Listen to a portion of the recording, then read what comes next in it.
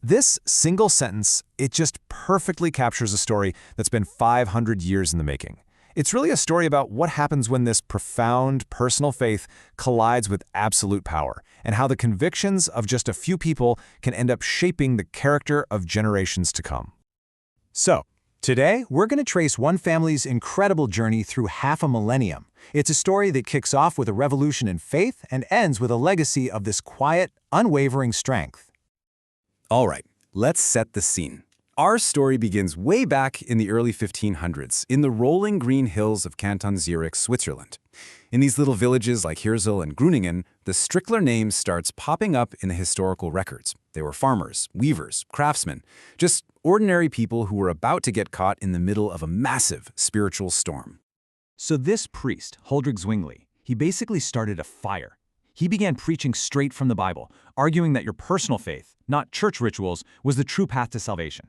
Now, for the time, this was absolutely radical stuff.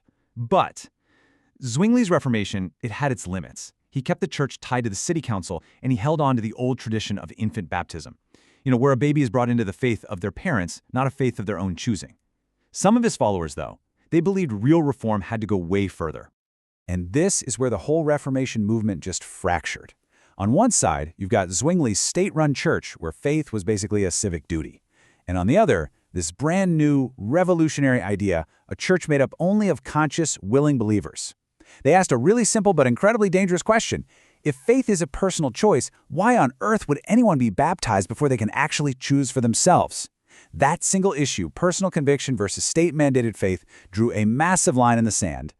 So this new group, they became known as the Anabaptists. It literally means re-baptizers, because they insisted that if you were baptized as a baby, you needed a second, adult baptism once you truly came to faith. And their core belief was a real game changer. The church should be a community of peace, totally separate from the government, from its power, and from its wars. It was a vision of faith as a purely voluntary commitment, an idea that was going to cost them dearly. And you can probably guess what happened next. That vision was seen as a direct threat. The very city that had championed reform turned on its own most radical children. For the Anabaptists, choosing their faith freely meant facing the full, crushing power of the state they so badly wanted to be separate from. And think about how fast this all went down. Just 2 years after the very first adult baptisms, the City Council of Zurich declared that the act of rebaptism was a crime, punishable by death. The stakes weren't about debate or doctrine anymore. This was literally life and death. The authorities even had this chilling, cynical nickname for the punishment. See, this wasn't just an execution. It was a twisted mockery of the Anabaptists' most sacred belief. It was meant as a warning. And they made good on that warning.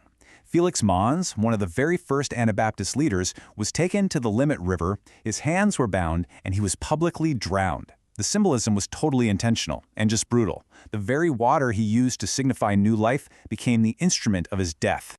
And this is where the story gets intensely personal for the Strickler family. The official government archives of Zurich's persecution, they list these names: Konrad, Peter, and Uli Strickler, right there among those who were fined, thrown in prison, or banished from their homes, all for their Anabaptist faith.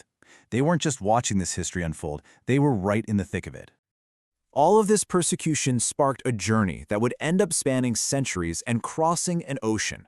It was this relentless search, not for wealth or for power, but for a place where a person's conscience could finally breathe free. Okay, so this really breaks down their epic journey. First up, in the 1600s, they fled north into Germany's Palatinate region for safety. Then, about a century later, looking for a more permanent home, they boarded ships for Pennsylvania, drawn in by William Penn's promise of religious freedom.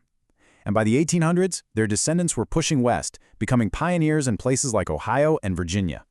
Finally, in America, they found the freedom their ancestors had literally died for.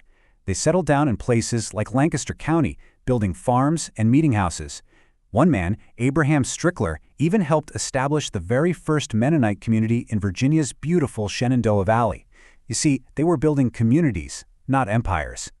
The journey continued west, and they started putting down these incredibly deep roots in the American heartland. Right here in Ohio, after centuries of wandering, the search finally came to an end. For generations, they farmed the land, they raised their families, and they carried on that quiet, steady faith that had brought them all the way across the world. So, after all that, 500 years of trial and migration, what are you left with? What's the result? Well, it's a legacy that isn't written in laws or carved into monuments. It's forged in the actual character of a family. It's about the traits that manage to endure when everything else is stripped away. So what did they actually pass down? It wasn't wealth. It was values, a sense of moral independence, born from that original Anabaptist conscience. Peacefulness, from generations who just refused violence. A deep, deep love for the land they worked. The precision of a Swiss craftsman's mind. And above all else, an unwavering loyalty to family and to the truth. That is their real inheritance. And this is where things get really cool. Modern science now actually corroborates this long, long history. DNA testing links Strickler descendants today to a specific genetic signature, RU152, which is a marker that's really common among the ancient peoples of the Swiss Alps. The family's oral history and all the historical records, it's literally written in their blood. And that just brings us full circle, doesn't it? The journey of Conrad, Peter, and Uli didn't end in a Swiss prison. It just kept going, across continents and across centuries. Their legacy isn't just some story from the past, it's a living principle. You can feel the endurance in their blood and see the conviction in the work of every single generation that followed. You know, the Strickler story is just this powerful reminder that our lives are shaped by the convictions of those who came before us. And it kind of makes you wonder, right? What are the principles that have been passed down to you, and what story will they tell 500 years from now?